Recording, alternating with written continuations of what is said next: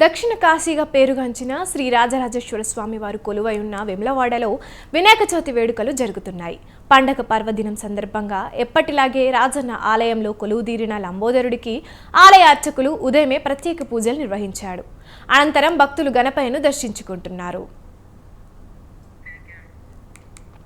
వినాయక చవితి సందర్భంగా వెమ్లవాడలో సందడి వాతావరణం నెలకొంది.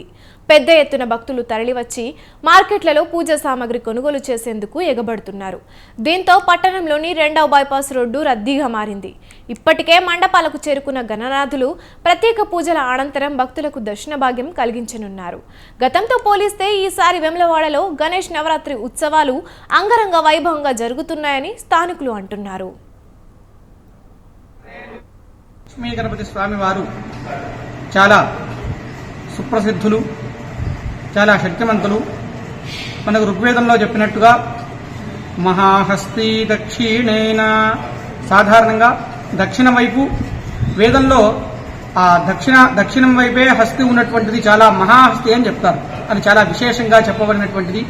ఎక్కడా లేని విధంగా దక్షిణం వైపు తుండంతో ఉన్నటువంటి ఆ లక్ష్మీ సహితమైనటువంటి